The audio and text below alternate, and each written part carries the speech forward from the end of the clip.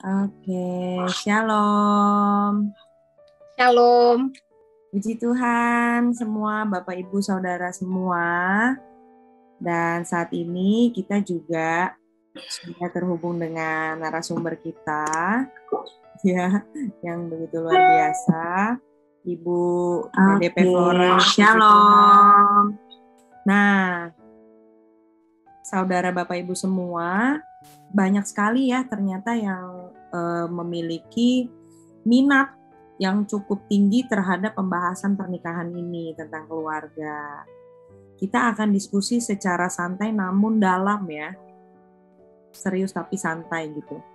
Kita akan membahas tentang pernikahan. Nah, diharapkan untuk Bapak Ibu Saudara semua, jika ada pertanyaan-pertanyaan nih, boleh ditulis di live chat YouTube Bapak Ibu semua. Nanti akan dijawab dan kita akan diskusi sama-sama. Baik, sebelum kita memulai ibadah bertumbuh bersama Menhop pada malam hari ini, mari saya mau mengajak Bapak Ibu Saudara semua yang ada di rumah dan dimanapun Bapak Ibu berada, kita sama-sama siapkan hati kita berdoa ya. Terima kasih ya Tuhan, kembali Engkau memberikan kesempatan buat setiap kami hari ini buat terus belajar ya Tuhan.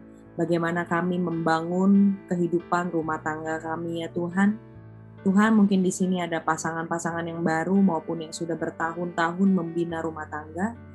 Biarlah kami Tuhan, dibukakan Tuhan pemikirannya ya Bapa, untuk kami dapat menerima ya Tuhan setiap pengetahuan-pengetahuan yang baru, pengajaran-pengajaran yang baru.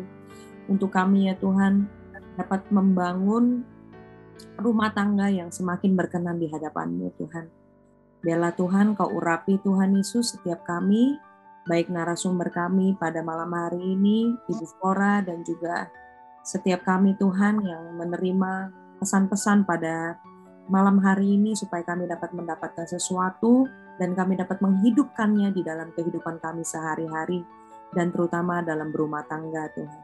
Terima kasih ya Tuhan, hanya di dalam nama Tuhan Yesus Kristus, mari sama-sama yang siap untuk belajar, kita sama-sama katakan amin. Amin.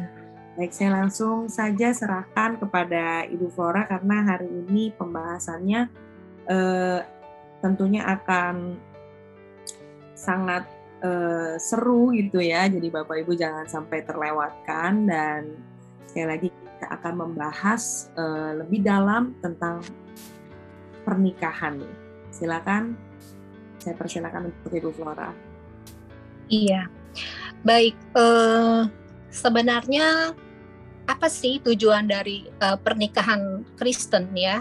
Yang saya ketahui bahwa Tuhan menginginkan kita itu bukan hanya sebagai industri yang sifatnya produksi, yaitu melahirkan keturunan gitu ya. Tetapi Tuhan mau kita juga menghadirkan image Allah dari figur ayah dan figur ibu kepada anak, kepada keturunannya, sehingga mereka bisa merasakan kasih Allah. Nah, hubungan keluarga yang harmonis tidak akan bisa tercipta jika pasangan tidak diperlengkapi gitu ya sebelum melangkah kepada jenjang pernikahan ya. Oleh sebab itu kenapa di dalam prakonseling ya, tahapan sebelum melangkah ke dalam suatu mahligai pernikahan dibutuhkan prakonseling ya, pranikah konseling, supaya pasangan tersebut dipersiapkan dengan matang. Karena dengan adanya perkembangan zaman ya, manusia banyak juga dipengaruhi oleh keadaan lingkungan, zaman digital seperti saat ini, yang sekarang ini ya, yang menuntut mereka menjadi lebih kompleks gitu ya. Lalu kenapa sih tingkat perceraian ini sangat tinggi?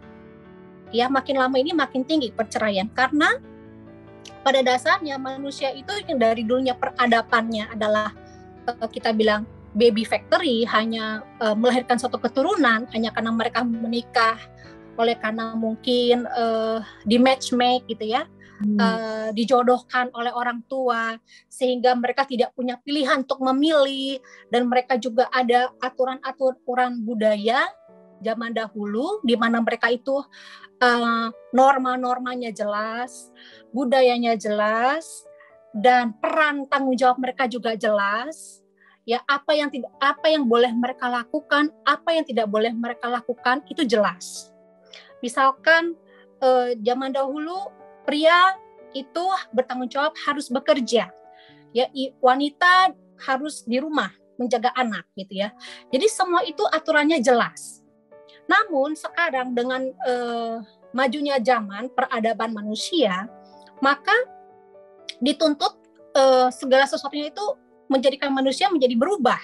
Mereka lebih memikirkan kebahagiaan mereka, mereka lebih memikirkan kesejahteraan mereka, kesehatan jiwa mereka, ya kan, kebahagiaan secara materi juga, tuntutan komunitas gitu ya, di mana kita tahu zaman sekarang komunitas yang ada adalah lebih individualistik gitu ya. Jadi mereka juga tidak peduli apa kata orang. Yang penting saya happy gitu. Tapi kalau di zaman dahulu, pernikahan yang lama, orang itu akan berpikir apa kata orang. Kalau saya berpisah, kalau saya bercerai, saya akan malu gitu ya. Begitu juga dengan yang namanya monogami atau poligami ya. Kalau zaman dulu hanya mungkin pria yang dianggap dalam tanda kutip itu wajar jika mereka melakukan pernikahan lebih daripada satu orang dengan satu orang gitu ya, karena silsilah budaya zaman dahulu. Tetapi sekarang dan akhirnya si istri juga tidak bisa menolak ya kan, hanya bisa menerima karena memang aturan budayanya seperti itu. Tetapi zaman sekarang manusia lebih sejak mulainya emansipasi wanita ya, itu sebenarnya bagus sebenarnya, tetapi juga ada dampaknya ke dalam bahagia pernikahan. Orang jadi berpikir, ya kalau saya dikhianati, saya punya hak untuk memberontak, saya berhak untuk hidup bahagia gitu ya. Saya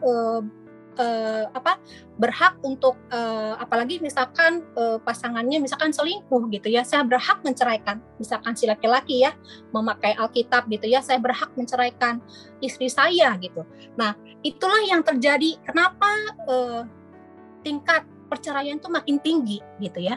Karena satu tadi tuntutan ya, manusia cenderung ingin memiliki stabilitas ekonomi ya, jadi tuntutan hidup juga makin tinggi sehingga mereka pun menuntut dari pasangannya tanpa mereka sadarin ya, dan mereka juga menuntut pasangannya itu harus bisa menjadi sahabatnya, harus bisa menjadi orang yang bisa dia percayai ya, yang bisa menyimpan rahasia hidupnya, yang bisa menjadi penghiburnya, yang bisa memberikan dia nafkah atau support secara batin, jasmani maupun rohani maupun jiwanya gitu ya.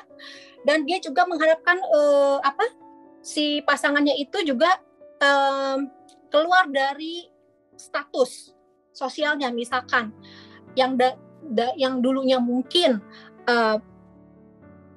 pasangannya punya banyak teman, setelah ia menikah dia harus mengunci diri di dalam pergaulannya gitu ya, hanya karena satu orang wanita, satu orang pasangan gitu misalkan ya, untuk menjaga keutuhan rumah tangganya. Jadi kebebasan yang dulunya mereka miliki, hanya dia merasa terkungkung sehingga mungkin pasangan itu merasa tidak lagi bebas, sehingga mereka menginginkan kebebasan, melanggar kebebasan itu, melanggar komitmen pernikahan itu, dan akhirnya terjadilah mungkin perceraian.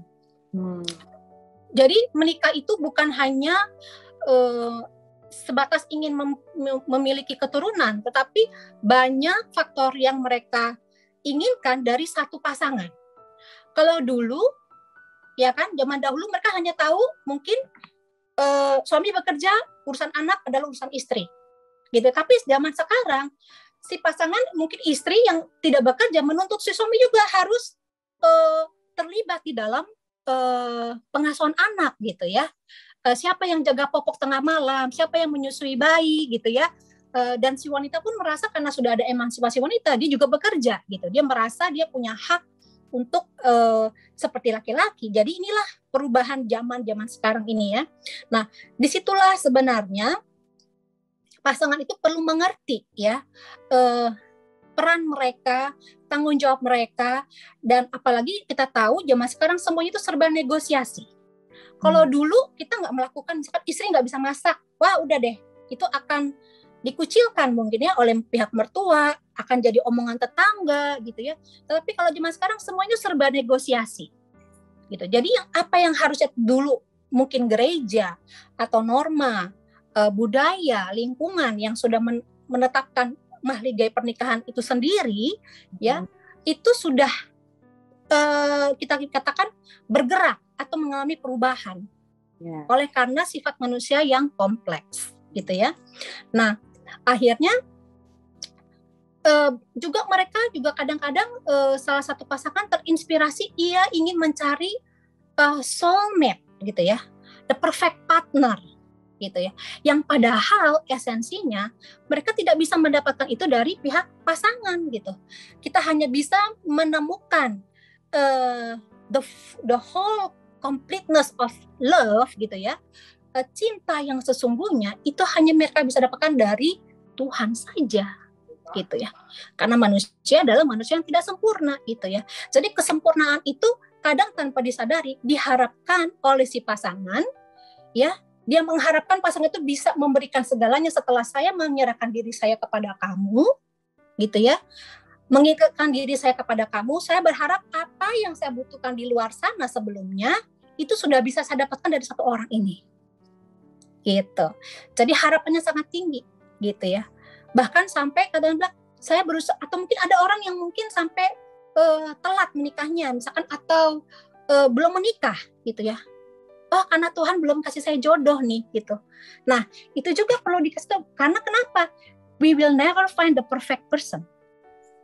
Gitu. Kita tidak akan pernah mendapatkan seorang yang sempurna. Bukan berarti saya menganjurkan untuk ngambil pasangan sembarangan ya, asal comot aja di jalan, bukan. Tetapi ini perlu kesadaran dari masing-masing pasangan bahwa setiap orang memiliki kelemahan dan kelebihan, dan itu harus bisa saling diterima, gitu ya. Nah, bagaimana diterima? Nah, itu perlu kedewasaan. Manusia yang umurnya bertambah tua belum tentu berarti dia dewasa di dalam mengendalikan emosi.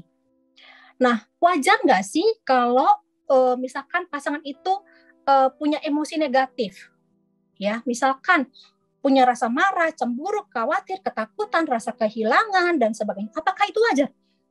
Itu sangat wajar. Dan itu sangat alkitabiah. Kenapa? Karena Tuhan juga punya perasaan demikian, punya perasaan emosi negatif. Hanya saja perasaan emosi negatif yang Tuhan izinkan terjadi pada manusia itu hendaknya tidak dimatikan, tetapi dikelola dengan baik, dengan cara asertif. Yang tadi katakan, asertif itu adalah tegas tetapi dengan kelemah lembutan, gitu ya. Tegas tapi dengan kelemah lembutan. Nah, itu butuh juga skill, keterampilan, teknik, pengetahuan, self awareness, ya, penguasaan, kesadaran diri, gitu ya, bahwa dia menyadari apa yang dia lakukan, bagaimana dia bereaksi ya terhadap emosi negatif, itu tergantung daripada dirinya sendiri. Apakah dia mudah bereaksi atau dia memberikan respon yang lebih baik, gitu ya. Nah, jadi kalau ditanya apakah bisa rumah tangga yang sudah hancur itu diperbaiki, masih bisa. Itu tergantung kepada kemauan masing-masing pasangan. Nah, ini tadi saya sudah katakan bahwa begitu banyak hari-hari ini yang tanpa mereka sadari pasangan masuk ke dalam mahligai pernikahan tanpa diperlengkapi, gitu, dan dibahas secara matang di dalam prakonseling. Contohnya misalkan bagaimana mereka mereka mau ingin punya berapa anak. Bagaimana kalau tidak ada anak, misalkan, apakah mereka mau mengadopsi atau melakukan terapi-terapi lainnya, mungkin seperti mungkin bayi tabung dan sebagainya. Apakah mereka, bagaimana juga dengan pencarian mata pencarian, misalkan ya, bekerja, siapa yang bekerja dalam hal ini? Lalu apalagi? Bagaimana dengan mengatur keuangan? Bagaimana mengatur uang belanja? Jangan kebanyakan orang pasangan uangmu, uangku, ya uangku, gitu ya. Jadi itu yang harus dibahas di dalam prakonseling sebenarnya. Tidak hanya diberikan pengarahan atau teori pengajaran, tetapi lebih kepada menggali masing-masing kandidat pasangan tersebut, bagaimana family tree mereka, silsilah keluarga mereka, apakah ada trauma atau ada trauma luka emosi yang belum beres mungkin, atau mungkin dia punya figur ayah atau ibu yang tidak sempurna sehingga dia tidak tahu bagaimana berperilaku menjadi seorang suami gitu ya, yang kemudian nanti akan menjadi seorang ayah gitu. Jadi itu semua juga perlu digali di dalam prakonseling. Lalu bagaimana mereka mengasuh anak ya, nilai-nilai value apa yang mereka mau terapkan. Nah itu sudah harus juga mereka bahas bersama gitu ya. Terus bagaimana konsep mereka tentang keluarga. Apakah keluarga kita hanya keluarga inti saja, hanya kamu dan saya dan anak kita, atau keluarga saya adalah orang tuamu, sanak saudaramu, pamanmu, bibimu, dan sebagainya. Itu termasuk keluarga kami, keluarga saya yang harus kita perhatikan gitu. Nah, jadi hal-hal yang seperti itu ketika prakonseling tidak dibahas dengan detail, maka itu akan menjadi salah satu sumber masalah mereka konflik di dalam rumah tangga. Gitu ya. Kenapa orang bercerai? Karena mungkin ekonomi, orang bercerai mungkin karena faktor kesehatan, orang bercerai mungkin karena kebiasaan atau adiksi yang belum pulih, yang baru ia sadari setelah menikah. Oh ternyata pasangan saya ini punya adiksi nih, misalkan adiksi di pornografi gitu ya. Nah jadi kaget nih pasangannya gitu kan. Nah jadi kadang tidak terima, merasa dikhianati, lalu akhirnya minta bercerai misalkan, atau mungkin pasangannya punya adiksi yang lain gitu, obat-obatan lah, judi dan sebagainya. Jadi inilah tugas bukan hanya gereja, tetapi juga kesadaran diri daripada kandidat itu merasa bahwa pernikahan itu bukan hanya sebatas cinta, tetapi lebih kepada persiapan mental memasuki mahligai pernikahan, gitu ya. Jadi bukan hanya memikirkan tentang komitmen. Oh ya udah. Saya sudah satu tubuh, satu roh dengan pasangan saya, istilahnya, tapi saya harus menerima apa adanya, dan saya harus tunduk pada komitmen, tapi saya tertekan jiwa kita, tertekan batin kita, gitu ya. Ketika kita, salah satu pasangan kita ada yang memiliki gangguan emosi, atau gangguan perilaku mungkin. Nah itu makanya perlu juga kesadaran daripada kita semua, bahwa kadang kita perlu datang meminta pertolongan gitu ya. Kalau kita tahu misalkan pasangan kita punya masalah kejiwaan, maksudnya masalah gangguan emosi, gangguan perilaku ya, itu ya kita perlu cari bantuan, misalkan ke konselor, ke hamba Tuhan, atau mungkin ke psikolog, sehingga tidak sampai kepada titik ingin bercerai. Karena kebanyakan orang itu datang kepada konselor atau psikolog, atau kepada hamba Tuhan ketika mereka tuh sudah kronis gitu. Hubungan mereka sudah kronis, sudah mengalami krisis gitu, sehingga akhirnya sudah agak terlambat gitu. Walaupun masih bisa, tapi agak terlambat karena pasutri ini itu mungkin baru disadari oleh salah satu pasangan di saat satu pasangan itu sudah merasa dia sudah siap pergi meninggalkan gitu. Padahal perceraian itu saya pernah bahas di sebelumnya ya, bahwa orang itu konflik nggak cuma satu hari gitu. Perceraian itu tidak diputuskan hanya dalam satu hari, hanya karena satu konflik.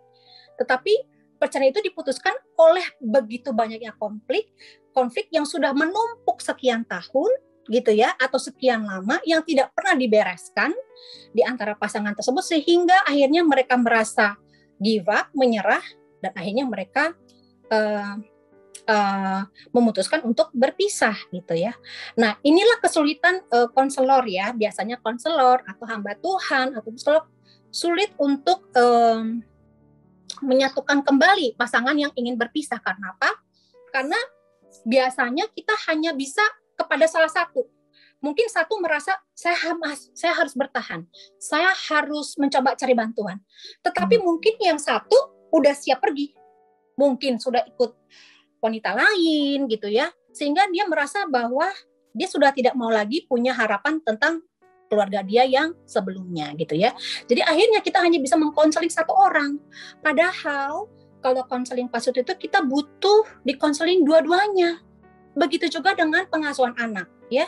Kita butuh kedua-duanya untuk mau belajar dari figur laki-laki dan perempuan gitu ya. Harus mau datang bersama belajar gitu. Nggak cuma ya udah urusan anak, urusan kamu ya gitu ya. Jadi itu yang kalau kita mau anak kita sehat gitu ya, secara pengetahuan, secara jiwa, secara maupun jasmani, ya itu harus kebersamaan gitu, kesadaran. Begitu juga dengan masalah rumah tangga, itu juga butuh kesadaran dari dua belah pihak gitu. Akan sulit prosesnya kalau hanya satu pihak saja yang berusaha untuk bertahan. Walaupun itu bisa, tapi itu butuh pengorbanan, butuh waktu, butuh kesabaran, ketekunan ya.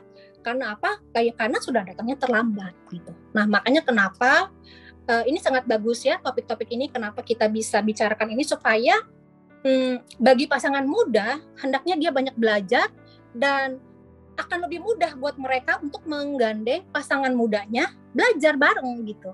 Kalau sudah menikah sudah sekian lama ya baru belajar tuh biasanya kan cowok itu kurang tertarik dengan yang namanya hubungan relasi. Wanita itu cenderung ingin lebih cenderung ke emosi, yaitu apa? Belajar tentang bagaimana mempertahankan hubungan suatu relasi. Sedangkan laki-laki itu lebih cenderung kepada logika, tentang kesuksesan karir, lebih memikirkan status sosial mereka gitu ya. Sehingga mereka kurang mempedulikan yang namanya hubungan atau relasi gitu ya. Tapi dengan bertambahnya zaman, makanya kita perlu juga nih support dari gereja untuk memberikan pengetahuan atau pembekalan ilmu bagaimana menjadi seorang ayah, bagaimana menjadi seorang suami, tidak hanya berurusan dengan Alkitab gitu ya, teologi gitu, tetapi lebih juga kepada kebutuhan emosi di dalam rumah tangga. Ketika jemaat di dalam satu keluarga itu kuat dan kokoh, otomatis gereja itu juga akan kuat, gitu ya. Nah, tetapi kalau jemaatnya di lingkupan kecil dalam keluarga itu tidak kokoh, tidak kuat, rapuh, maka lama-lama gereja pun akan bisa bubar gitu ya. Gitu. Jadi dimulai dari unit yang terkecil gitu ya. Nah itu juga yang saya ingin katakan bahwa cinta itu bukan semata hanya karena saya cocok, saya suka kamu, tetapi cinta itu adalah satu kata kerja. Artinya kita harus punya rasa entusias ya gitu ya, rasa antusiastik gitu ya kita bilang ya, semangat gitu ya untuk menjadikan diri kita sempurna sehingga pasangan kita juga akan sempurna. Ketika kita berusaha untuk menjadi sempurna, maka tanpa kita sadarin kita membuat pasangan kita pun juga akan sempurna buat kita. Gitulah. Jadi jangan pernah berharapkan saya menginginkan pasangan saya itu sempurna sedangkan kamu sendiri belum sempurna. Gitu. Ya, itu sedikit briefing ya tentang pernikahan. Mungkin ada yang mau ditanyain sama Sela atau mungkin ada yang mau bahas. Intinya soulmate, apakah saya bisa possible sih menemukan soulmate? Buat saya gitu ya, soulmate itu hanya bisa kita temukan di dalam Tuhan, tidak di pasangan kita. Jadi semakin kita menurunkan ekspektasi kita, maka kekecewaan kita pun akan semakin kurang. Dan kita juga sebagai pasangan perlu memahami namanya batasan atau boundaries. Ya, satu hal lagi tips adalah boundaries, di mana keputusan, perasaan, pikiran ya, itu adalah milik masing-masing pribadi. Hendaknya kita juga mengakui dan menyadari kita tidak boleh melanggar.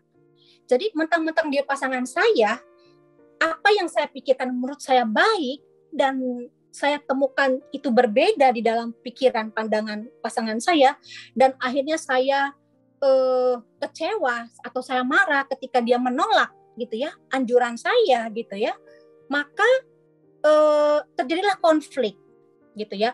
Padahal sah-sah saja gitu, dia berbeda dengan kita, hanya saja mungkin dia tidak bisa menangkap apa yang menjadi sasaran kita gitu ya.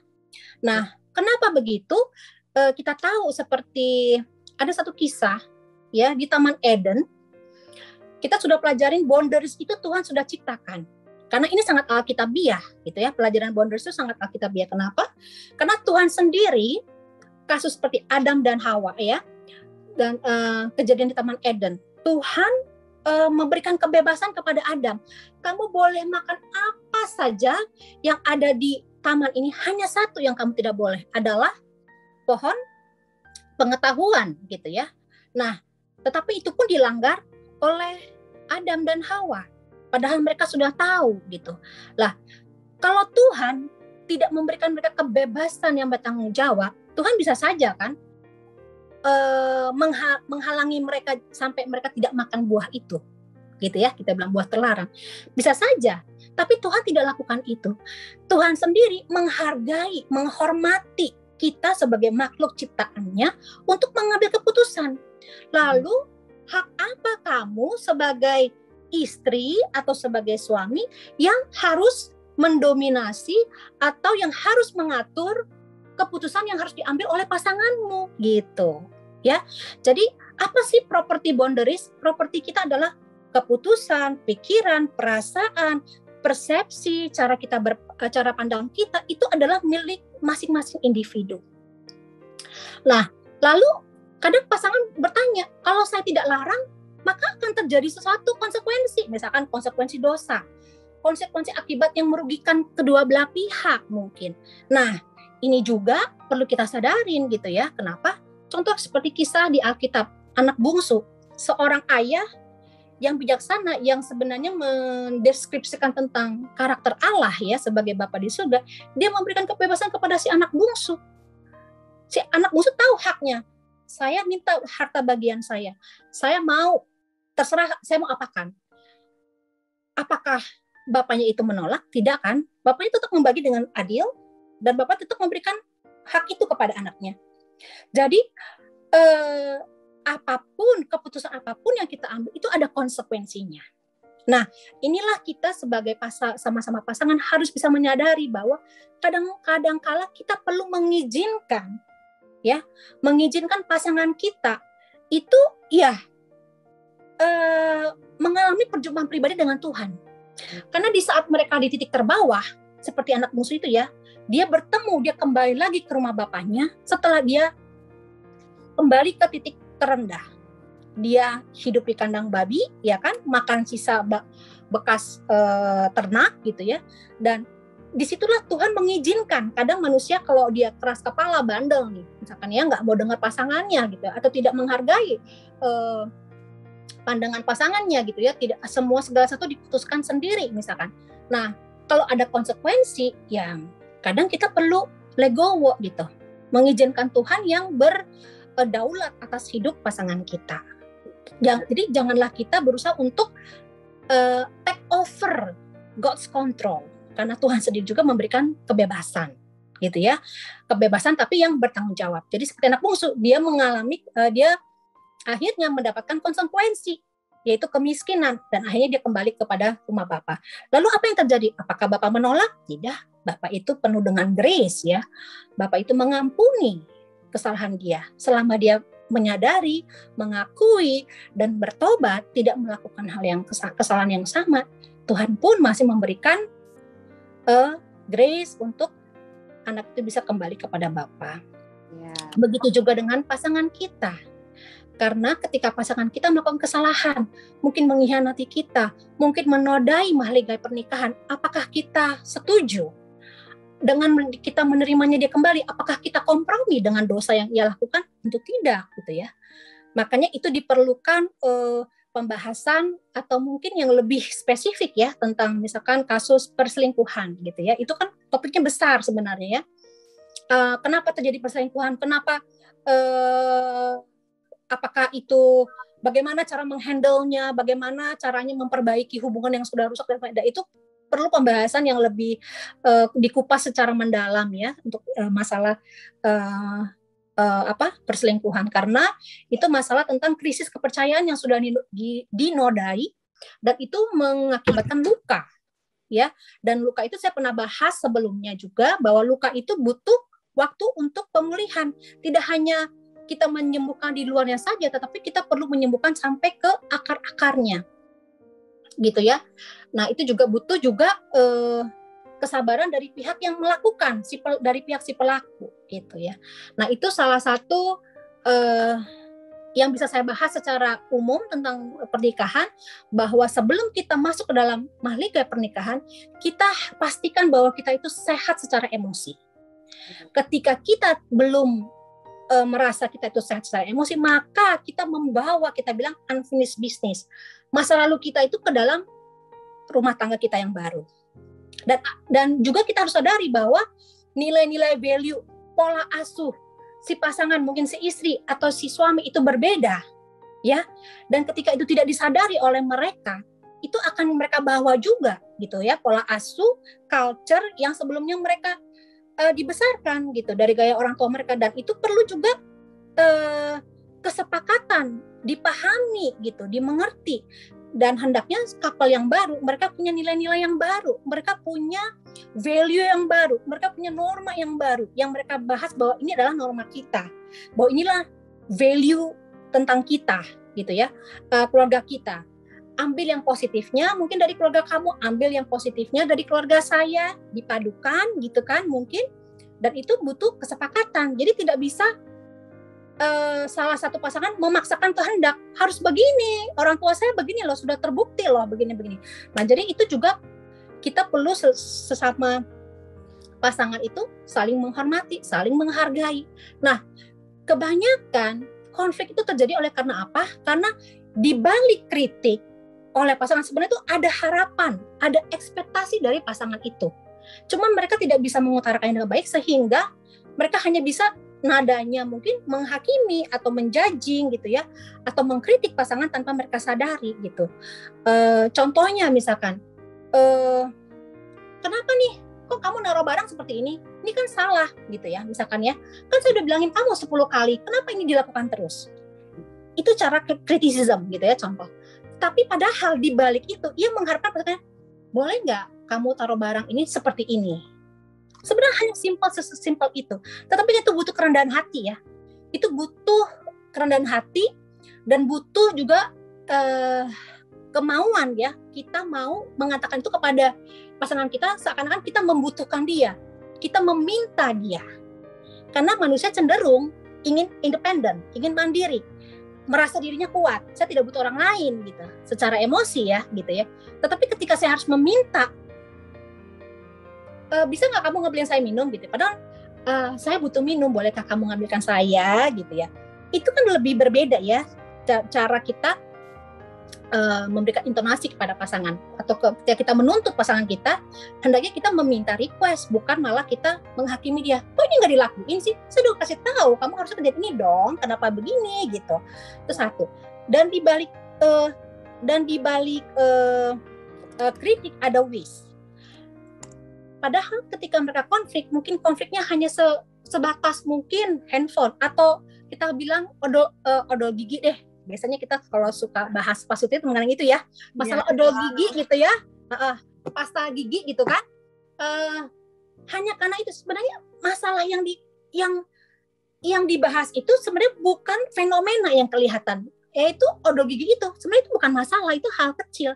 Tetapi yang sedang mereka pertahankan adalah apa? Controlling and power.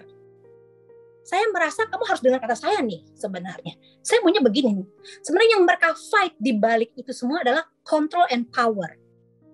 Gitu. Ya, tanpa kita sadarin, kan.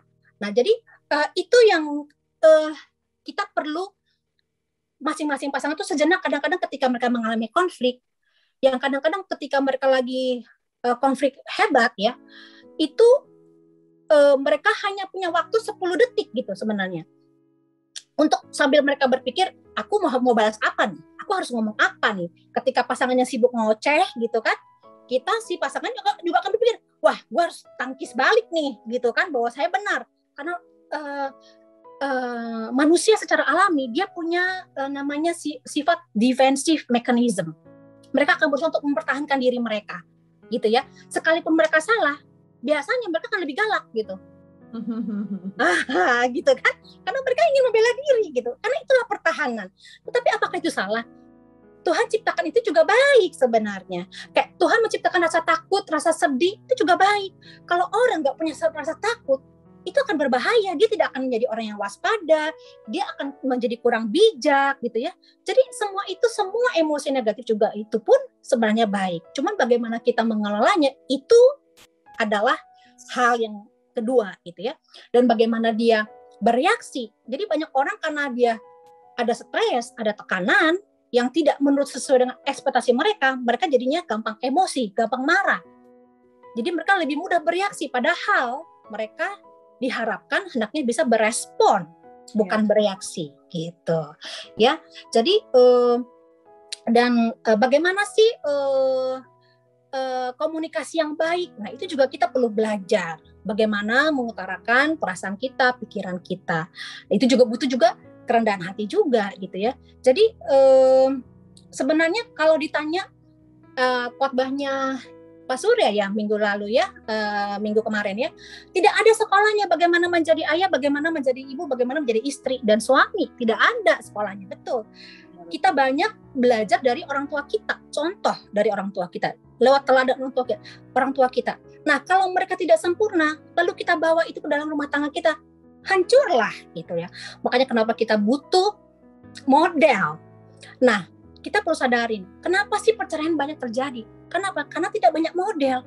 Kita mungkin punya banyak model tentang businessman yang sukses, yang kaya raya, ilmuwan yang canggih gitu ya, penemu ilmuwan yang canggih, ya orang yang pintar, good public speaker mungkin. Kita punya banyak model, ya. Di dunia ini banyak, tetapi berapa banyak model yang kita bisa cari? Model pasangan suami istri, gitu loh. Tidak banyak, gitu kan? Siapa? Coba kita tanya sama diri kita sebagai couple. Ya, kenapa saya katakan ini? Karena ini penting untuk couple muda. Hendaknya mereka punya satu figur, satu model. Kira-kira, saya lihat bukannya kita ingin menjadi seperti mereka, tetapi kita kadang punya seperti kita bilang senior rohani ya. Yang bisa membantu pasangan. Kenapa? Ketika kita pasangan tidak bisa menyelesaikan masalah kita berdua, kita butuh bantuan pihak ketiga. Yang mana bisa kita percaya, yang mana bisa mengayomi kita atau membimbing kita, gitu ya. Yang mana bisa netral. Nah, jarang gitu ya. Biasa kalau kita ngomong ke mertua gitu ya, atau ke orang tua kita, cenderung mereka akan lebih bias, kan gitu ya.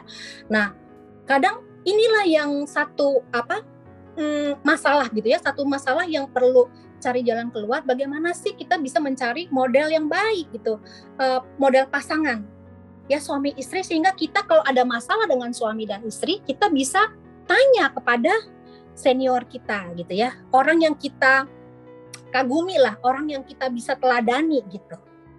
Nah, ini tidak banyak gitu ya. Jadi inilah salah satu kenapa banyak terjadi perceraian, banyak terjadi perpisahan, dan akhirnya korbannya adalah anak-anak, gitu ya. Kalau ditanya banyak orang bercerai, iya karena saya demi anak-anak saya, daripada kami ribut terus, ya kan, nggak sehat buat anak saya. Dia melihat kami cekcok terus di rumah, ya kan. Suami saya mungkin ada physical abuse, jadi itu nggak sehat. Lebih baik saya berpisah supaya ini buat baik buat anak saya. Nah, itu adalah kamuflase. Itu adalah alasan yang kamuflase. Karena pada dasarnya seorang anak, dia tetap menginginkan orang tuanya itu bersatu. Karena di dalam keluarga mereka, ayah dan ibu mereka, itulah identitas mereka. Itulah history perjalanan hidup mereka, di mana mereka itu mulai dilahirkan sampai mereka beranjak dewasa. Itu identitas mereka. Jadi ketika orang tua itu berpisah, maka identitas anak menjadi kacau. Gitu ya. Nah, jadi kalau ditanya apakah anak bahagia? Tidak bahagia gitu. Jadi kadang pasangan perlu menyadari ya kematangan gitu ya, secara pikiran maupun emosi, bahwa keputusan yang diambil jangan pernah mengambil keputusan di saat mereka emosi, dan juga jangan pernah menjanjikan sesuatu kepada pasangan ketika mereka sedang terlampau bahagia, karena mereka bisa dengan mudahnya melanggar ya. Oke, saya rasa sudah 20 menit ya. Oke. Kita boleh lanjut ke pertanyaan?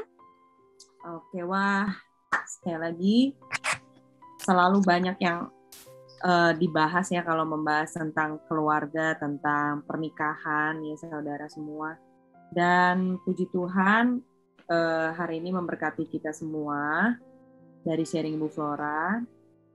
Kita sekali lagi membuka kesempatan buat setiap saudara semua, Bapak Ibu, pasangan suami istri yang sedang menyaksikan saat ini online ibadah BBM.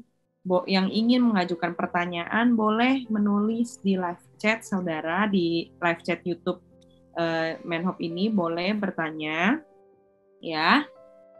Dan sambil kita sama-sama akan mendiskusikan pertanyaan-pertanyaan yang masuk nih dari jemaat-jemaat ya, rata-rata dari jemaat-jemaat kita akan membahas. Oke.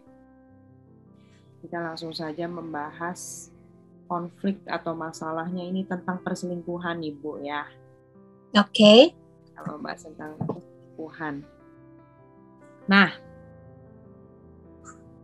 di level atau perilaku seperti apa seseorang ini sudah dikategorikan sudah berselingkuh, Bu, kira-kira?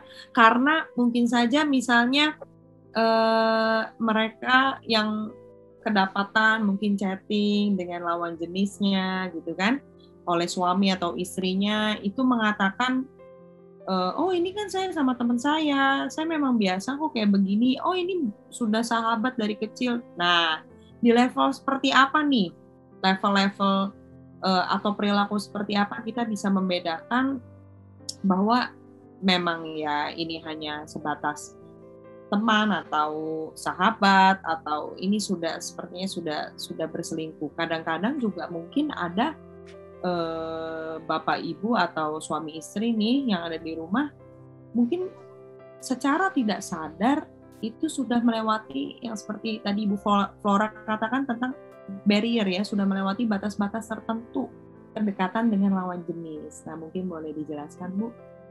Iya, oke. Mengenai perselingkuhan ya, konteksnya kalau zaman dulu perselingkuhan itu ya kalau sudah sampai melakukan hubungan seksual gitu kan, istilahnya ya mungkin ya norma zaman dahulu gitu ya, kalau sudah berpacaran, sudah yang mengarah ke lebih intimacy, mungkin itu boleh dikatakan perselingkuhan gitu ya. Tetapi kalau zaman sekarang di mana-mana sudah ada multimedia, sudah ada sosial media. Orang mungkin berhubungan dengan mantan pacar lewat Facebook, kita cuma teman doang kok gitu ya, sahabat kan, dalam Kristus kita harus bersahabat gitu ya kan. Terus bagaimana juga mereka mungkin dengan mantan pacar, atau sekarang ini lagi heboh kan zaman-zaman misalkan grup sekolah gitu kan, alumni gitu ya kan, oh dulu dia mantan saya atau pernah saya taksir dan sebagainya. Nah mungkin ya cinta lama bersemi kembali gitu. Nah, pada dasarnya sebenarnya atau mungkin ada yang ikut lagi itu apa? Chatting gitu ya, chatting group apps gitu kan. Misalkan ada yang perjodohan apps gitu ya, atau mungkin yang sedang main game. Oh. Ya kan? Di game itu kan mereka bisa saling berkenalan nih, teman baru gitu. Terus gamernya satu pria, satu laki, satu perempuan gitu. Lama-lama dari yang mulai gamenya itu, kalau game itu kenapa sih bisa terjadi perselingkuhan? Karena game itu kan di situ akan terjadi apa? Pujian. Wah, kamu hebat, kamu juara, dapat bintang, dapat pialanya sekian banyak gitu ya. Sedangkan di pasangan di rumah mereka jarang menghargai suami, jarang memuji suami. Jadi ketika mereka di luar gitu kan, atau mereka sedang main game, baik itu secara online kah, atau mungkin lagi melakukan sport di luar, ketika mereka itu ketemu orang baru, sebenarnya hanya ketemu orang baru saja gitu ya, orang bisa jatuh dalam perselingkuhan. Jadi kalau ditanya perselingkuhan itu sampai sebatas apa sih? Nah itu sebenarnya kalau saya ditanya, saya nggak bisa kasih jawaban gitu. Karena orang bisa jatuh cinta dengan resepsionis hotel yang dia baru ketemu, bisa saja kan, gitu. Karena untuk laki-laki untuk jatuh cinta, mereka tidak perlu emosi, misalkan ya untuk pria. Visual. Kalau pria itu mengalami kebutuhan seksualnya tidak bisa dipenuhi di dalam rumah tangannya, pria bisa saja kan bermain di luar gitu dengan wanita penghibur gitu tanpa melibatkan emosi.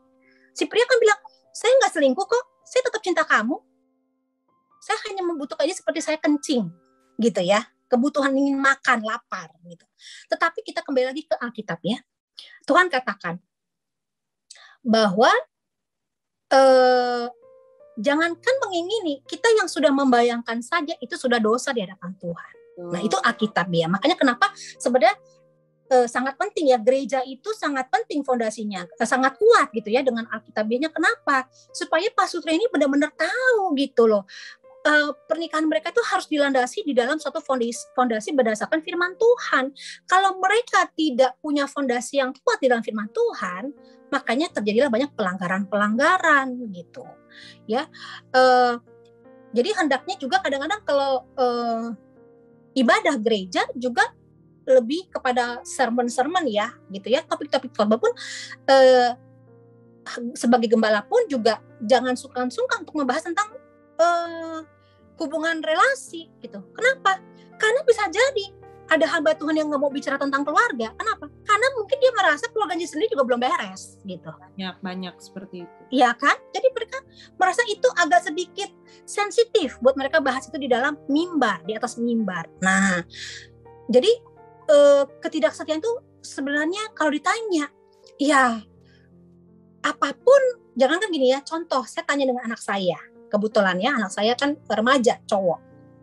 Saya katakan, kamu kalau melihat cewek seksi gimana?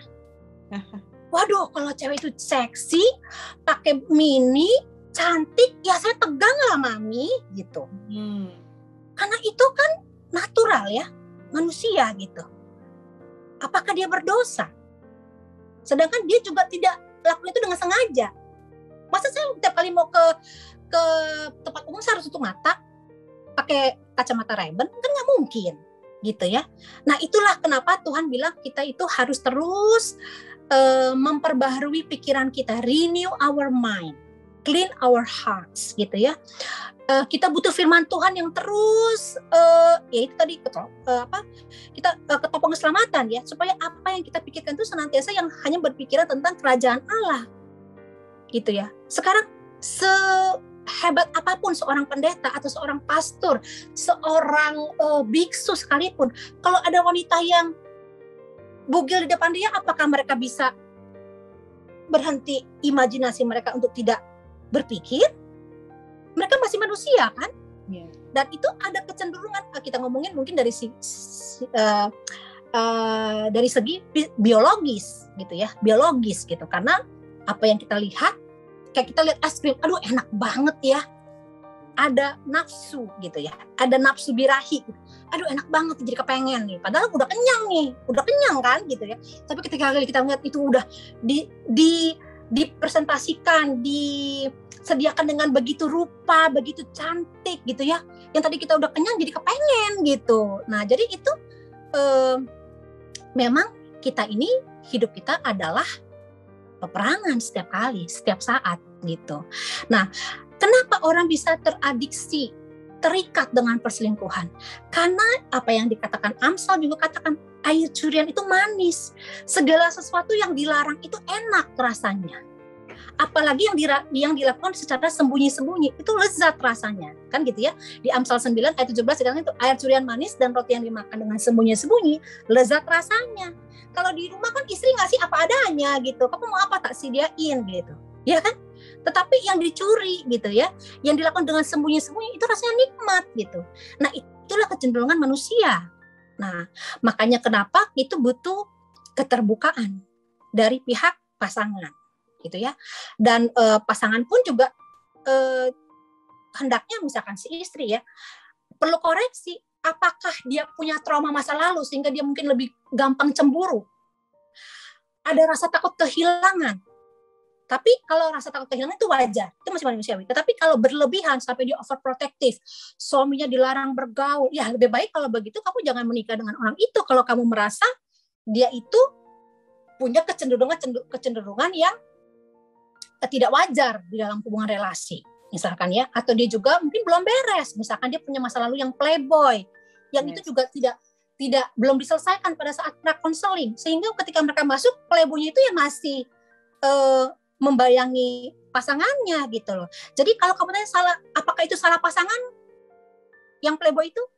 Sebenarnya konflik itu terjadi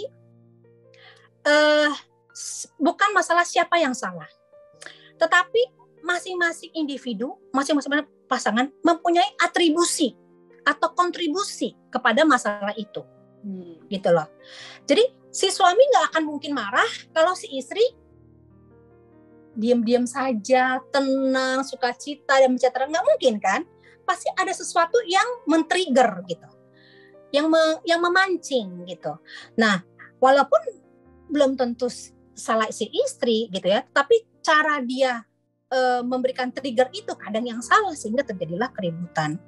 Nah, itulah perlu juga kematangan pasangan sehingga ketika mereka menghadapi konflik, bagaimana mereka harus menghadapi konflik gitu. Apakah saya harus mengalah? Apakah saya harus diam saja? Nah, banyak orang menyelesaikan konflik dengan cara apa? Saling memaki, ya, saling mengkritik, gitu ya. Yang akhirnya membawa satu luka baru kepada pasangannya. Perkataan-perkataan yang dia katakan tuh karena itu dikeluarkan secara emosi ya kan? Itulah yang kadang-kadang menjadi satu duri yang baru buat si pendengar, si pasangannya, sehingga itu mengakibatkan luka gitu ya. Yang tadi ini udah punya satu masalah tapi punya masalah baru lagi, yaitu luka baru gitu. Nah, bagaimana sih menghadapi konflik seperti itu? Ya, kalau belum bisa bicara dengan tenang, lebih baik ambil waktu untuk hening gitu. Nah, itu kan butuh juga kerendahan hati ya kepada si pasangan gitu ya. Sama-sama, dan mereka juga harus saling sadar. Makanya saya tuh kenapa sangat menganjurkan bahwa perlu ada terobosan di dalam gereja juga, bahwa bukan hanya pra-konseling juga, tetapi setelah pasca menikah juga perlu ada konseling lanjutan gitu ya, mempersiapkan si pasangan itu untuk menjadi bagaimana membuat hubungan mereka menjadi langgeng, bagaimana mereka juga bisa kompak mengasuh anak gitu, atau juga ketika mereka punya masalah-masalah di kantor, di finansial. Kenapa? Karena jangan salah, keluarga itu mengalami banyak krisis ya, pengetahuan. Kenapa? Zaman sekarang di sekuler itu sudah diterapkan bagaimana menjadi seorang leader yang baik, bagaimana menjadi seorang motivator yang baik, bagaimana membangun team building. Kenapa itu tidak dibentuk di dalam rumah, di dalam keluarga? Sedangkan pihak dari sekuler itu mereka bisa menerapkan ya ilmu-ilmu kejiwaan, ilmu-ilmu psikologi itu diterapkan di dunia sekuler gitu ya. Tetapi ilmu konseling itu, ilmu kejiwaan itu tidak dipraktekkan di dalam rumah tangga.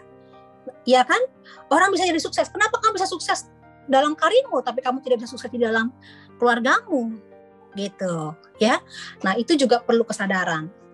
Nah, lalu bagaimana kalau misalkan si cowoknya ini misalkan tidak tahu batasan yang wajar gitu ya, atau sudah terjadi perselingkuhan? Ya, kalau belum terlambat gitu ya baiknya cari bantuan. Pasti sih ujungnya call 911 gitu, ask help gitu loh.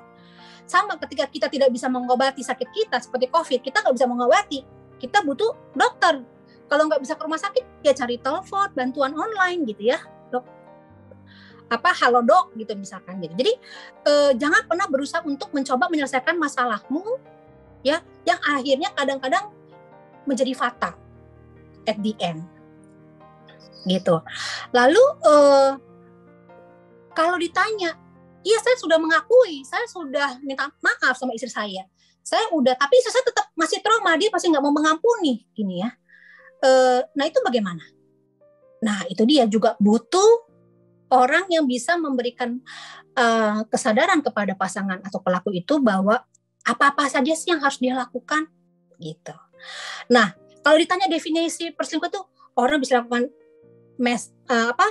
dengan cara mungkin massage. Orang pergi massage, tadinya pergi massage untuk relaksasi, bisa akhirnya berujung pada perselingkuhan. Orang yang nonton film porno itu juga suatu perselingkuhan, ya kan? Atau mungkin ya tadi saya katakannya, jadi sebenarnya kalau ditanya batasannya sampai semana sih perselingkuhan? Sebenarnya itu kalau menurut pendapat saya itu tergantung lagi kepada individu, seberapa tahu dia seberapa banyak dia memiliki self awareness gitu, bahwa apa yang dilakukan ini salah atau benar gitu, ya kan? Karena apapun apapun cobaan itu selalu ada di depan kita, selalu ada cobaan. Nah, itu tergantung dari diri kita individu. Nah, kalau ditanya dilarang ini nih, ya sebenarnya itu juga perlu apa ya? Tadi kembali lagi ke boundaries. Ya, pasangan harus menghargai keputusan si suami. Gitu loh. Dan si suami juga perlu kedewasaan. Gitu.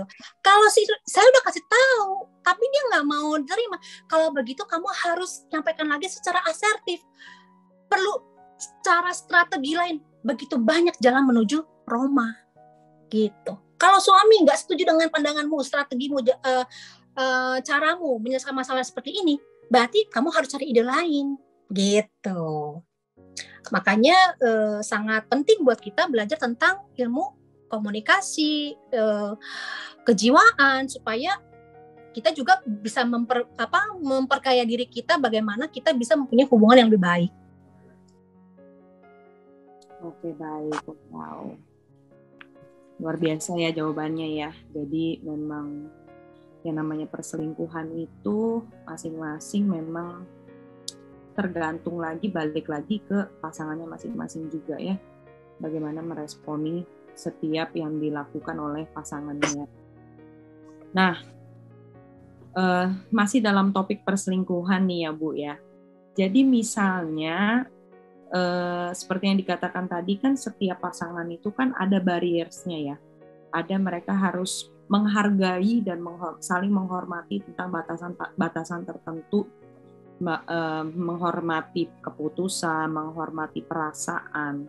Nah, ketika misalnya sang suami nih melakukan suatu perselingkuhan ya, dia flirting lah misalnya gitu, tapi belum sampai berhubungan seksual gitu. Berhubungan seksual pada saat diajak komunikasi dengan sang istri, kenapa kamu misalnya chatting terus sama si A, seorang wanita ini ya, chatting terus, kenapa chattingnya udah mesra-mesra, panggilannya udah sayang dan segala macam lah gitu ya, arahnya ke perselingkuhan. Lalu si suami ini melakukan pembenaran, ya kamu sendiri setiap pulang saya selalu dimarahin, kebutuhan secara biologis seks seperti itu tidak pernah lagi dipenuhi gitu ya. Nah, apakah pertanyaannya adalah apakah ada excuse, bilangnya apa ya? Apakah pembenaran dari sang suami ini ya itu bisa dibenarkan gitu loh, ketika memang ternyata begitu diselidiki akar perselingkuhannya adalah si istri ini mungkin sudah tidak bisa memenuhi, sudah tidak lagi memenuhi secara seksual, sudah dingin hubungannya gitu, istrinya kerjaannya marah-marah terus, di rumah juga tidak berdandan lagi, jadi pulang-pulang cuman menuntut suaminya ini itu, urus anak, kasih uang dan segala macam. Nah, apakah yang namanya perselingkuhan ini ketika ditelusuri akarnya adalah ternyata adalah pasangannya, memang dari pasangannya yang ternyata membuat yang berselingkuh ini menjadi melakukan perselingkuhan itu, ini akhirnya bisa dikatakan salahnya ini benar nggak dari penyebab faktornya itu ternyata dari si misalnya dari istrinya tersebut gitu loh, yang ternyata sudah tidak menjalani fungsi sebagai seorang istri atau fungsi sebagai seorang suaminya dengan baik gitu. Oke, baik. Nah, konteks ini biasanya kita saya tidak tahu masalahnya secara mendalam, tapi kita coba bahas dari apa yang kita bisa tahu ya dari tadi cerita pertanyaan itu ya, bahwa di balik konflik itu tadi saya pernah katakan bahwa ada di balik kritik itu ada wish, itu ada ekspektasi, itu ada harapan. Banyak orang konflik, tapi di balik itu semua sebenarnya mereka sedang mencari power and control. Atau juga mencari closeness and care. Saya tuh mau kamu tuh di rumah gitu loh, temenin saya sebenarnya. Contohnya gitu ya. Tapi istri bilang, kenapa sih kamu pulang melulu? Gitu ya.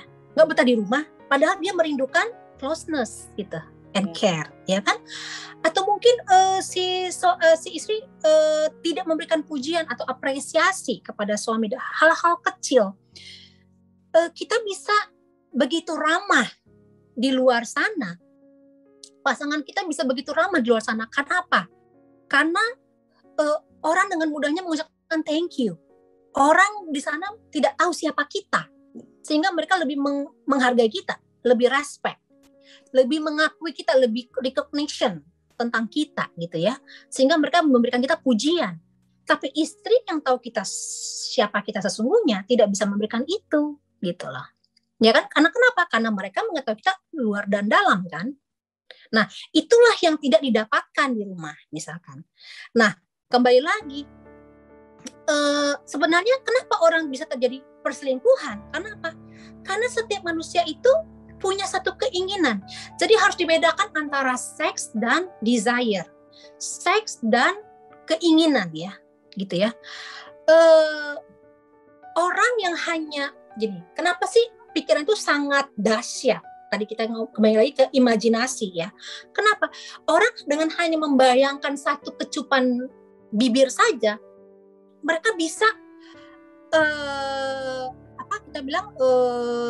mengalami klimaks gitu, mengalami ereksi, mengalami ejakulasi gitu. Hanya dengan mungkin mengimajinasi satu kecupan kiss gitu ya, kecupan bibir gitu ya. Sama seperti durasi orang yang melakukan hubungan seksual berjam-jam mungkin kualitasnya gitu loh, nikmatnya. Kenapa? Karena lewat timbul keinginan itulah ya, manusia itu memiliki perasaan yang ingin merasa bahwa dia itu penting. Dia merasa ingin diperhatikan. Dia ingin merasa dirindukan, diingini kehadirannya. Dia ingin juga ada orang lain yang bisa memberikan dia perhatian kepada saya ketika saya memberikan perhatian itu kepada pasangan saya. Atau juga banyak pasangan itu cenderung bermasalah ya, atau konflik itu kenapa? Karena mereka merasa saya nggak penting di hadapan pasangan saya. Ketika saya mau bicara, mau curhat nih, si istri mau curhat nih, dia di rumah dia udah capek ngurusin rumah tangga, terus dia mau curhat ke suami, si suami udah capek juga di kantor, si suami pengen dengerin berita dong, nonton TV. Jadi si istri masa, kok gue lagi ngomong, suami gue sibuk dengan HP, suami gue sibuk dengan nonton, dengan film, ya udah sampai si istri masa, I don't feel matter, saya nggak merasa saya itu penting, gitu loh. Nah, itulah kalau masing-masing pasangan tuh menyadari bahwa pasangan saya adalah he is matter to me, dia itu penting buat saya. Artinya apa? Kita akan men-setting prioritas kan, bahwa apa yang menjadi kebahagiaan dia, saya akan berusaha untuk memprioritaskan gitu. Iya, tapi saya kan harus jaga anak saya masih kecil-kecil, siapa yang nolong saya? Nah itu, katakanlah kepada pasanganmu bahwa I need help, I feel tired. Kadang tanpa kita sadari nih ya, ketika kita udah capek, letih, badan kita capek nih, pegel-pegel, terus karena si istri nggak bisa mengungkapkan bahwa saya butuh kamu nolong saya beresin rumah, atau enggak saya butuh istirahat, saya butuh kamu jaga anak saya sebentar gitu ya.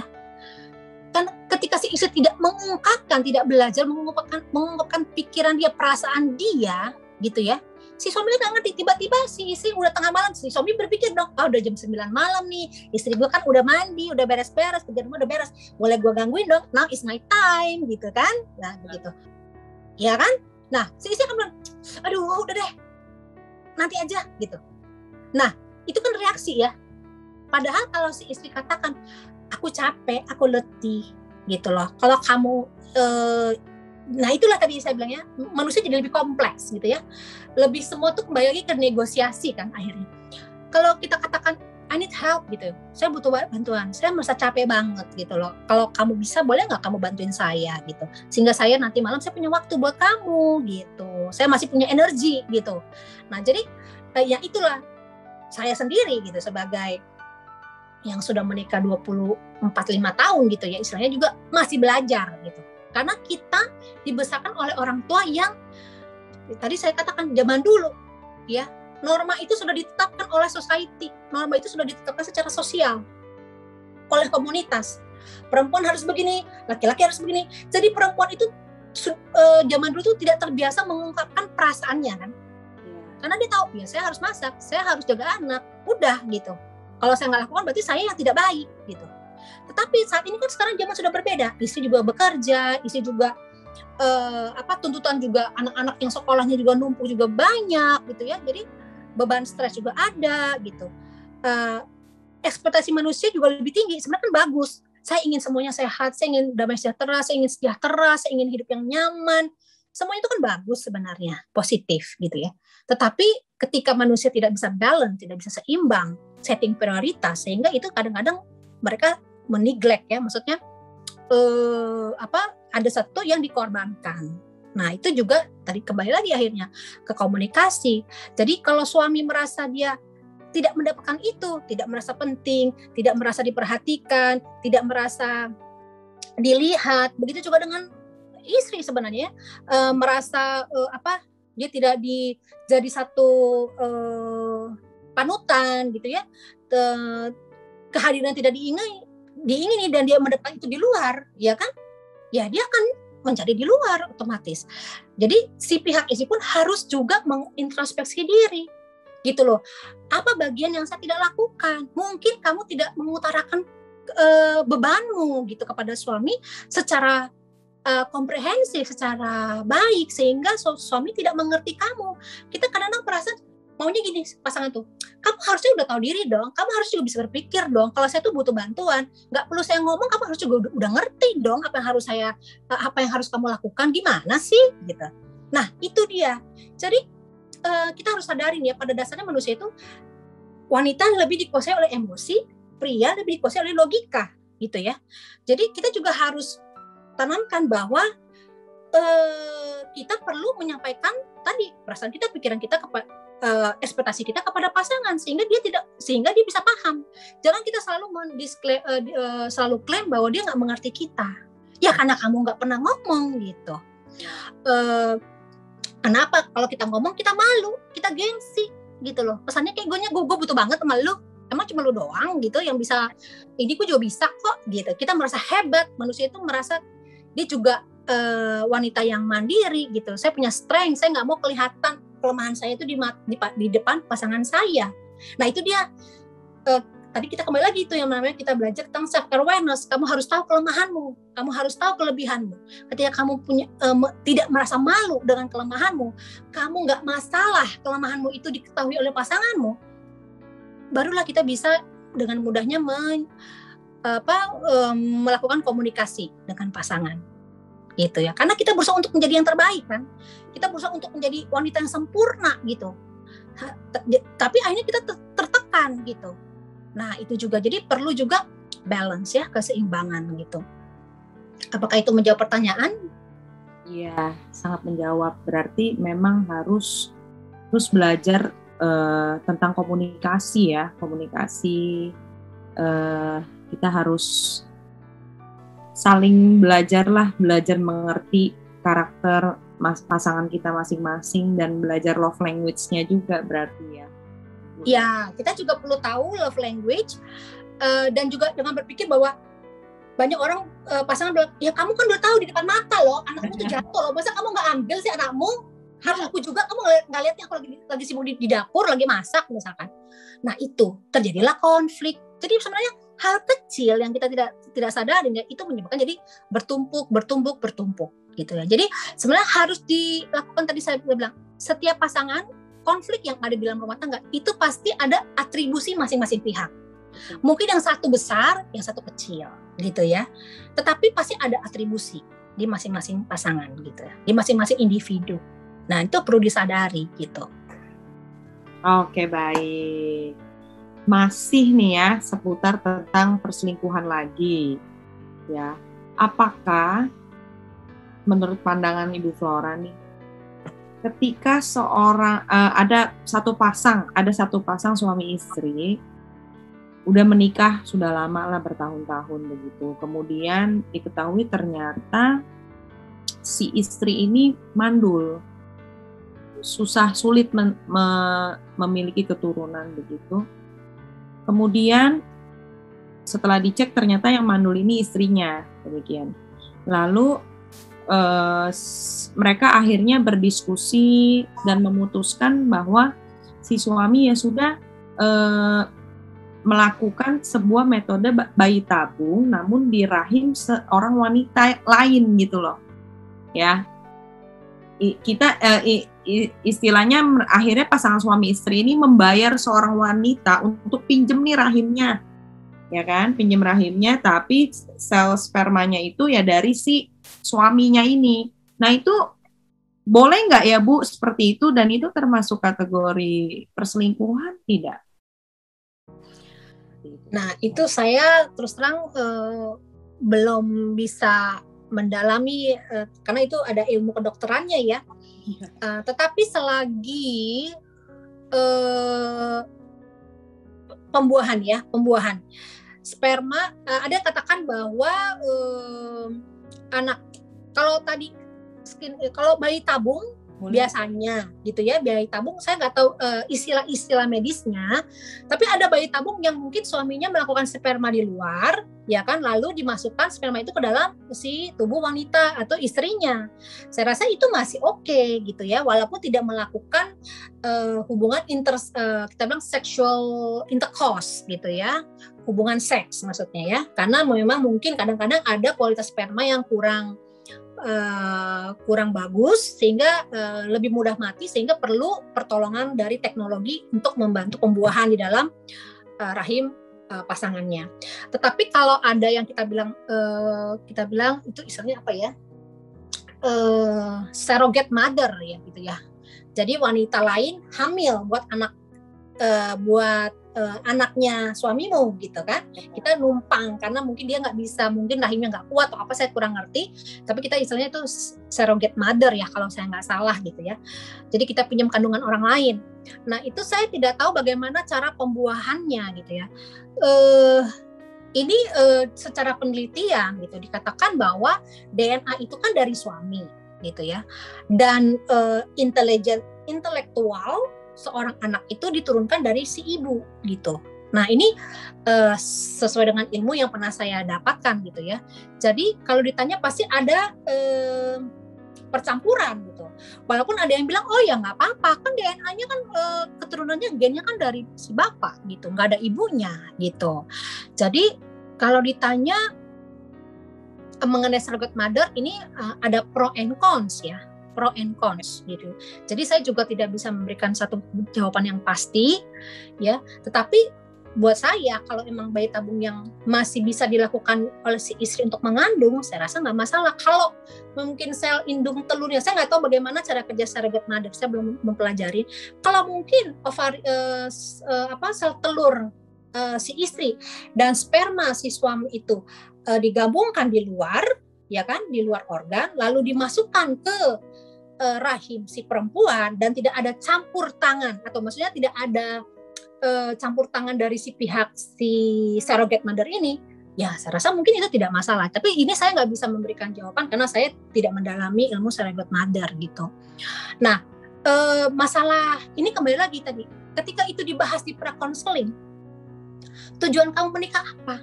Apakah harus punya keturunan? Ini juga perlu dibahas. Yes. Karena bagaimana kalau salah satu ada yang mandul gitu, ya kan? Nah, terus misalkan si pihak salah satu mertua nuntut nih, kok pasanganmu kok nggak memberikan keturunan? Sudah nikah aja, kawin, berarti dia ada masalah nih. Terjadilah cekcok, biasanya nih ya. Akhirnya Pak Sutri yang tadinya oke-oke aja, tapi karena ada desakan dari mertua sana sini, keluarga, jadi terus juga belum lagi gosip di luar sana yang nanyain tentang kapan dapat keturunan, dan akhirnya tertekan, akhirnya terjadilah konflik gitu kan, bisa jadi pemicu konflik juga. Itu sebenarnya faktor pencetus gitu ya.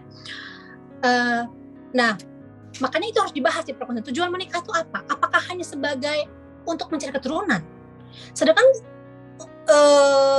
mengadopsi anak itu juga satu peran moral role parenting yang baik ya. Karena apa? Karena banyak di luar sana anak-anak yang yatim piatu gitu, yang membutuhkan reparenting gitu loh. Jadi ya ada, saya rasa itu suatu hal yang kadang-kadang hubungan itu adalah satu hal yang misteri ya. Ada keterlibatan Allah juga di dalam. Kita nggak tahu, kalau bilang, ya tapi kalau kenapa saya belum dikasih keturunan gitu, kenapa Allah, apa dosa saya, apa saya kena kutuk atau apa, ya kita tidak pernah tahu jawaban itu. Kenapa? Karena ya bisa saja mungkin Tuhan mengizinkan kita untuk mengadopsi anak, mungkin menolong, karena di luar sana banyak anak-anak yang terlantar, yang tidak punya orang tua, mungkin. Begitu juga dengan pernah ada juga dikatakan, baru kemarin saya sharing, kalau anak yang lahir itu cacat bagaimana gitu, itu juga jadi satu masalah, mungkin saling menyalahkan gitu kan, oh ya kamu nih yang nggak steril, kamu nih yang membawa genetika. Jadi kenapa pada saat konseling pun kita harus tahu gitu, ada penyakit keturunan apa dari pihak si laki dan perempuan, dan apakah masing-masing pasangan itu sudah bisa nerima gitu. Tiba-tiba misalkan, oh dia punya ada penyakit kanker atau asma atau apa gitu ya, yang dia tidak bisa siap terima. Nah, pas nanti nikah masalah gitu. Hal kecil lama-lama di tubuh jadi besar. Jadi itu harus dibahas di dalam prakonseling sebenarnya. Kalau pasangan itu bisa menerima, ya nggak masalah. Misalkan ada keturunan sakit jantung keluarga dia, gagal jantung, atau mungkin diabetes mellitus gitu ya, atau apa gitu. Nah, kalau itu bisa diterima, nggak masalah, boleh dilanjutkan. Tapi kalau itu bisa menjadi satu pencetus mereka akhirnya berpisah atau konflik, ya itu harusnya dideteksi secara dini pada saat prakonseling gitu ya. Jadi kalau ditanya kesimpulannya apakah bayi tabung itu boleh tidak, tergantung bagaimana mekanismenya gitu ya. Kalau itu tidak ada keterlibatan pihak ketiga, ya saya rasa nggak masalah. Tapi kalau memang itu diizinkan oleh si istri, ya kalau ditanya alkitabiah atau tidak, sebenarnya sama seperti kita mengadopsi gitu. Tapi bukan berarti kita itu, kecuali seperti contoh Sarah dan Hagar ya. Sarah suruh Abraham tidur sama si Hagar gitu kan. Ya. Nah, itu kan lain cerita ya. Itu kenapa? Karena ketika berhubungan seksual itu akan terjadi keterikatan secara emosi gitu. Nah, jadi itu yang saya tidak tahu detailnya bagaimana keterlibatan emosi ketika itu terjadi pada surrogate mother. Itu perlu penelitian juga sebenarnya ya. Gitu. Baik. Ibu saudara semua.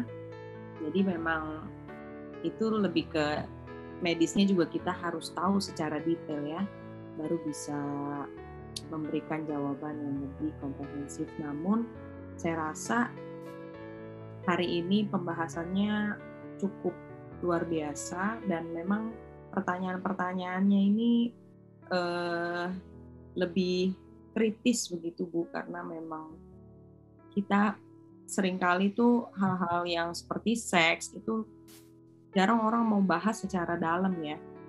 Oh ya, nanti kita perlu sesi topik seks gitu ya. Iya.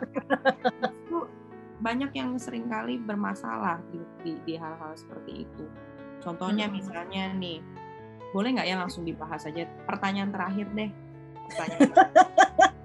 Oke. Kita sebelum kita mengakhiri BBM kita pada malam hari ini, last question untuk Ibu Flora. Ya, untuk pelajaran kita semua juga. Tadi kan Ibu ada membahas nih, ketika kita menikah dengan seseorang ya, dengan pasangan kita nih, ternyata orang yang kita sayangi ini memiliki adiktif terhadap sesuatu hal. Nah, adiktifnya ini bisa jadi pornografi ya, seperti itu. Atau ternyata bukan pornografi, ternyata dia memiliki penyimpangan seksual. Ternyata dia ini adalah seorang bisex, dia bisa suka juga dengan sesama jenisnya, gitu kan? Ternyata dia seorang gay atau dia seorang lesbian. Nah, sebagai pasangan ini menghadapinya itu harus seperti apa gitu loh, menghadapinya seperti apa. Dan misalnya adiktif kecenderungan seksualnya ini kepada fetis-fetis atau hal-hal yang nggak wajar gitu. Nah, ini berarti ada dua pertanyaan ya. Yang pertama, bagaimana menghadapi pasangan yang seksnya penyimpangan seksual dengan sesama jenis gitu kan. Dan yang kedua, dengan perilaku seks yang menyimpang. Mungkin sukanya seks yang aneh-aneh atau apa. Nah, itu bagaimana ya Bu ya untuk menghadapinya gitu. Iya, oke. Yang pertama tadi kita ngomongin tentang biseksual ya. Nah, kita tidak tahu background pasangan kita, ya, makanya di prakonseling itu harus dibahas juga trauma-trauma apa yang pernah ia lalui di masa kecil gitu ya. Jadi kita perlu tahu family tree-nya, kita perlu tahu juga dia punya life map, ya, sejarah hidupnya dia dari dia kecil sampai dia beranjak dewasa gitu ya. Jadi kita perlu terbuka di dalam itu. Lalu ada luka emosi apa yang masih belum beres, yang perlu diselesaikan gitu ya. Baru kalau ketika itu sudah pulih, barulah masuk ke dalam mahligai pernikahan. Nah, orang mengalami biseksual bisa jadi mungkin mereka mengalami sexual abuse pada saat mereka pada masa remaja atau masa kecil yang mungkin tanpa dia sadarin itu terjadi gitu. Sehingga mereka terjadi suatu penyimpangan, atau mungkin ada yang bilang, oh iya saya nggak tahu, mungkin saya ada hormon estrogen dan ininya nih testosteronnya gitu. Nah, itu pun juga perlu secara medis diteliti, dites gitu. Bisa kita tes. Kalau memang dia memiliki hormon laki-laki yang lebih cenderung, misalkan ini si istri gitu ya, dia biseksual misalnya. Si istri punya kecenderungan hormon laki-laki, ya mungkin bisa diterapi dengan hormon terapi oleh pihak dokter secara medis. Misalkan hormon wanitanya ditambahkan, atau begitu juga sebaliknya gitu ya. Jadi baik secara medis itu bisa diobatin, baik secara emosi itu juga bisa. Lalu bagaimana caranya? Ya mungkin pergi ke psikolog gitu ya, kalau untuk biseksual atau gaya seksual, lifestyle seksualnya yang menyimpang gitu ya, itu ya perlu ke psikolog gitu misalkan ya, sehingga psikolog untuk kejiwaannya mungkin ada sexual abuse yang pernah dia alamin, pelecehan mungkin, atau trauma masa kecil. Nah, begitu juga tadi yang pertanyaan kedua gitu, mengenai adiksi sesuatu gitu. Nah, kita tahu bahwa gereja hari-hari ini akhirnya harus juga berkompromi, ya kan?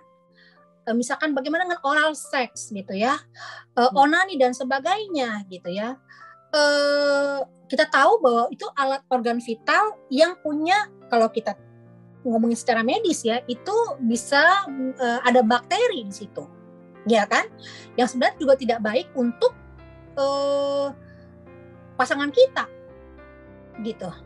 Ya, kalau kita peduli dengan pasangan kita sedang hendaknya juga bisa mengendalikan nafsu kita gitu.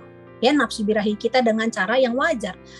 Kita manusia, kita bukan binatang. Jadi harusnya tidak melakukan penyimpangan. Tetapi kenapa gereja sekarang kadang membahas, oh ya udah boleh lakukan saja oral sex selama itu pasangan tidak keberatan gitu. Ya, tapi kalau secara medis kita tahu bahwa itu bisa menyebabkan kanker mulut dan sebagainya gitu ya. Dan juga kotor buat alat genital si pria gitu. Nah, tetapi ketika pria itu yang kita nikahi itu sudah terlanjur, ya. Kenapa? Karena dia udah cenderung dengan pornografi, dia sudah terekspos dengan cara-cara hubungan seksual secara mungkin gaya western, ya, dari situs-situs yang sebenarnya itu salah, yang tidak tepat, sehingga itu sudah masuk ke bawah alam sadar mereka. Ya kan, nah itu kan perlu diterapi gitu. Nah, orang yang punya kecenderungan pornografi misalkan, mungkin dia adalah tanpa dia sadarin, dia itu haus akan yang namanya mungkin sentuhan. Kenapa? Karena ketika dia melihat satu pornografi yang hot dan sebagainya, kissing pasangan yang dia lihat itu lebih hot dibanding istri saya di samping saya gitu ya, dan dia membayangkan wanita itu dengan diri dia gitu, dan itu membuat dia menjadi bergairah kepada istrinya gitu misalkan kan. Nah, itu juga sebenarnya kan penyimpangan, dan itu juga bukan cara yang benar sebenarnya. Jadi pornografi itu termasuk dalam kategori adiksi. Adiksi yang harus diterapi gitu. Nah, karena sudah banyak yang direkam di bawah alam sadar. Lalu kenapa dia bisa terikat pornografi? Satu, pola asuh orang tua yang tidak memberikan pengetahuan yang cukup tentang seksual, yang tidak dibahas. Banyak orang tua merasa seksual itu adalah hal yang tabu untuk dibicarakan. Terus tentang kurangnya keimanan gitu ya, pengetahuan akan firman Tuhan juga mungkin. Lalu mungkin juga dia dibesarkan di keluarga yang banyak anak, sehingga dia merasa kurang kasih sayang dari orang tua, sehingga dia merindukan suatu kehangatan. Jadi lewat film-film porno itu dia merasakan ada suatu kehangatan gitu ya. Nah, jadi itu yang harus dicari tahu gitu, dan itu yang harus diterapi. Nah, saya rasa cukup pembahasan kita malam hari ini, karena sudah 1,5 jam kita sama-sama mendengarkan juga banyak sekali pengetahuan-pengetahuan baru tentang pernikahan ya. Kiranya ini dapat menjadi berkat buat pasangan suami istri tentunya, dan yang mungkin baru mau menikah, mungkin anak-anak muda ya. Jangan close minded ya saudara, kita harus belajar open minded, terutama di zaman-zaman sekarang ini. Belajarlah untuk bisa lebih lagi memiliki hubungan juga yang relevan terhadap zaman-zaman sekarang gitu. Jangan sampai kita tidak mengerti sama sekali tentang hari-hari ini seperti apa. Contohnya ya seperti yang tadi Ibu Flora katakan, apalagi di Indonesia ya, sex education terhadap anak itu sangat tabu. Malah orang tua takut kalau anak tahu tentang hal-hal yang berbau seks seperti itu. Justru kita harus mulai mengajarkan sedini mungkin supaya nanti anak-anak ini justru tidak belajar di luar, karena apalagi anak-anak itu justru lebih pintar Bu, mereka di YouTube aja lebih aktif daripada orang tuanya. Mereka bisa belasan jam loh di YouTube dan di game itu, mereka bisa lebih tahu hal-hal baru tentang porn gitu ya, tentang hal-hal yang ternyata orang tua ini sama sekali nggak mengerti. Makanya itu orang tua itu harus paham betul tentang situasi zaman sekarang. Nah, ini kita nanti mungkin akan membahas tentang efek teknologi terhadap anak-anak, parenting ya, kita akan membahas seperti itu, hal-hal seperti itu. Maka tetaplah stay tune di channel YouTube GBI Menhope, karena kita akan membahas hal-hal yang kalau bisa dibilang jarang sekali dibahas di gereja ya, jarang sekali saudara temui di khotbah-khotbah pada umumnya. Kita akan membahas sesuatu yang out of the box, sesuatu yang jarang sekali, langka sekali dibahas. Kita akan bahas sama-sama ya. Baik, Ibu Flora boleh memberikan conclusion, kesimpulan untuk pembahasan kita pada malam hari ini, dan akan menutup dengan doa. Silakan. Oke, baik. Oke, kesimpulan saya adalah, apakah konflik itu tidak sehat? Apakah konflik itu sesuatu yang tidak boleh ada di dalam suatu pernikahan yang bahagia konteksnya? Konflik itu baik. Konflik itu baik ketika konflik itu bisa dikelola dengan baik, gitu ya, dengan cara communication skill dan self awareness ya masing-masing pasangan, dan juga pengetahuan akan boundaries yang tadi saya katakan ya, batasan-batasan yang tidak boleh dilanggar oleh masing-masing pasangan. Lalu apakah affair atau perselingkuhan yang terjadi, misalkan tadinya mungkin pasangan sudah mulai chatting, aktif di chat room misalkan dan sebagainya gitu ya. Nah, itu sebenarnya ambillah itu dari segi positif, bahwa itu sebenarnya adalah alarm buat si pasangannya untuk melihat bahwa ada masalah di dalam rumah tangga mereka, gitu ya.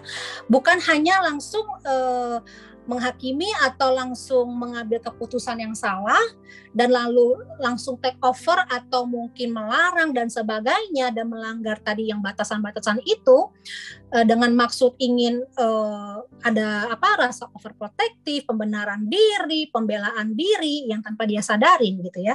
Jadi jadikanlah konflik itu sehat. Kenapa? Karena itu dari konflik kita bisa mengetahui apa yang pasangan kita tidak suka, apa yang diharapkan dari pasangan kita.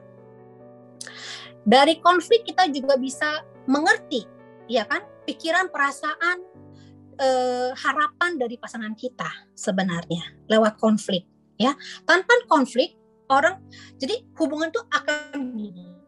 Hubungan yang sehat akan seperti hubungan yang sehat ya seperti ini ya.